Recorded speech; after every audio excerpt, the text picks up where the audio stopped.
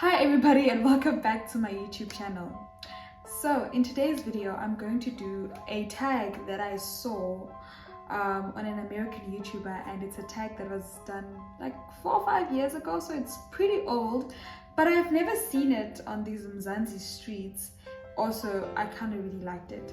So the tag is called My Perfect Imperfections tag, and basically I will be speaking about 3 things that I feel like are my flaws or my shortcomings, and then I'm going to be talking about 3 things that I feel like I'm good at, I'm great at, or traits that I love about myself. I think the reason why I really wanted to do this tag was firstly because just to show that, listen, singabantu, we all have insecurities that we are working on. Do you know what I mean? Nobody is perfect and nobody feels perfect, or at least I think so. And second of all, when it comes to actually being able to say out loud what it is that you love about yourself and what it is that you are good at, sometimes we're just not encouraged to recognize the greatness in ourselves.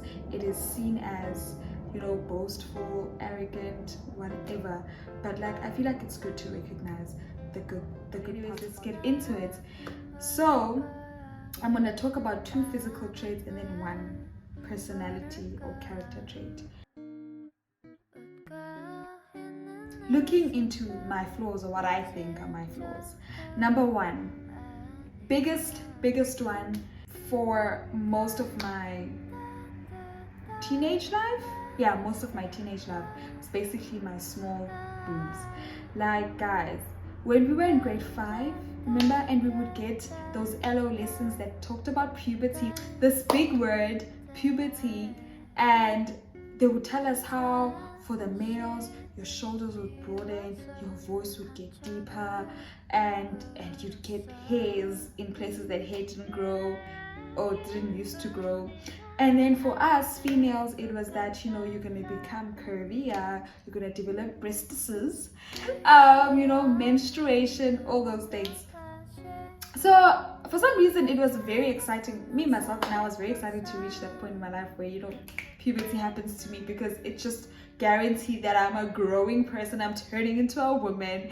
And as we grew, grade 6, girls start developing boobs.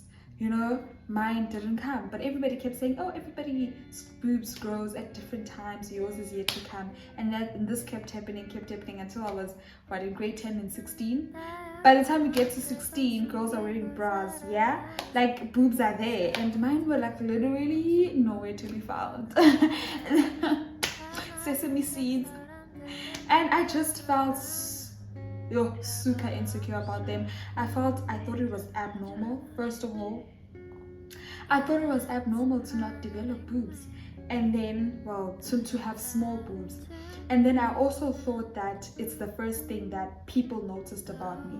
You know, like if you were missing your eyebrows, how that would be the first thing that a person is like, wait, something is wrong. Where are your eyebrows? That's how I felt about my tiny boobs. I was like, oh my goodness, I feel like when everybody just sees me or meets me, the first thing they notice is that this girl doesn't have boobs. Where her boobs at?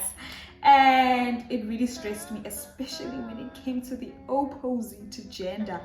You know, because I feel like it's just normal to want to feel like you are good looking, attractive, and like the other gender finds you attractive, you know. So I would feel highly insecure.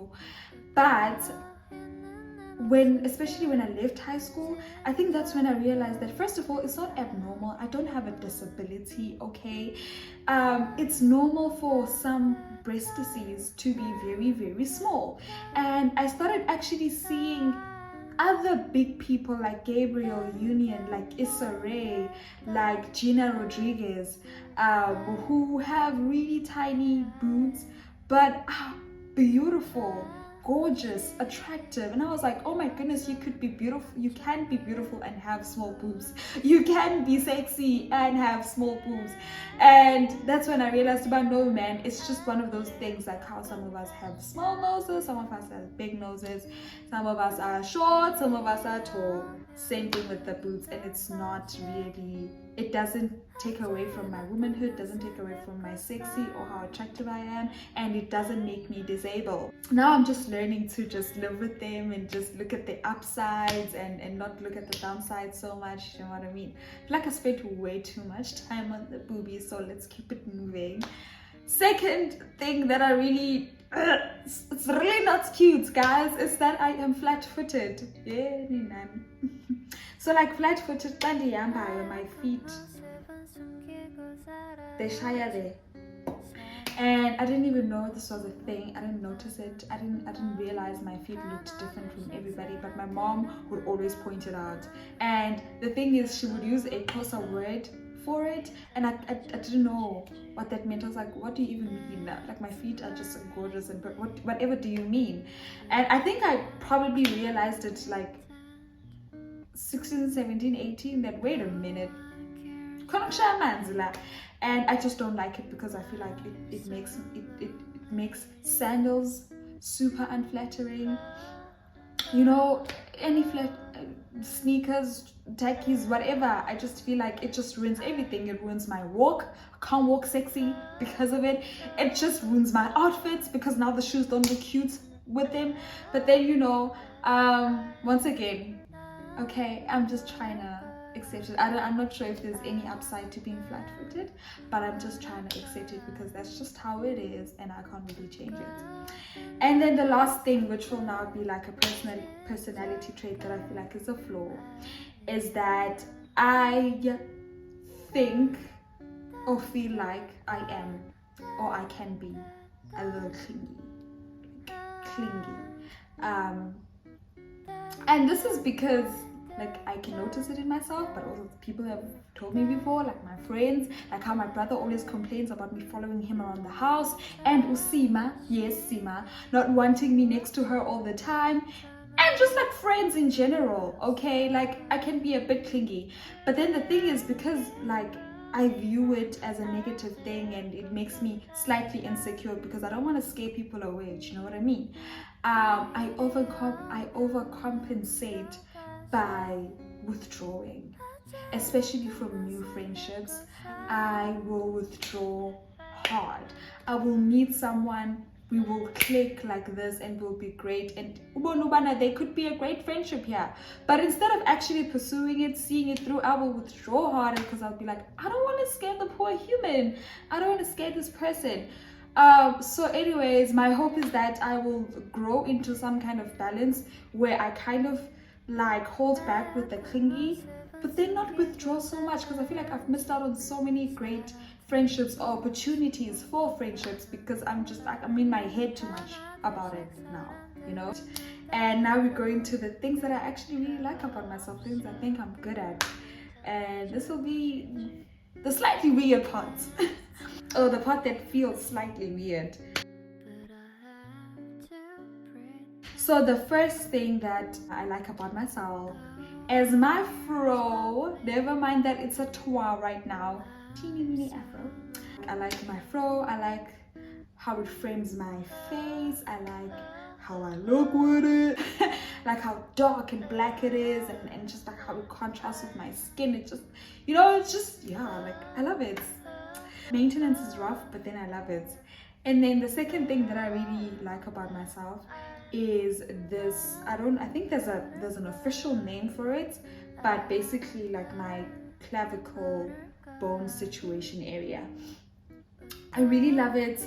I don't know, for some reason, if a dress or a top, you know, and has off shoulder, yes, in off shoulder, I don't know, for me it just completes the look, and it just does my other things. I just like the way it looks. Okay, so definitely, I don't know if there's an official name. You guys can comment down below what this area of the body is called. But yeah, I like showing it off. I like it.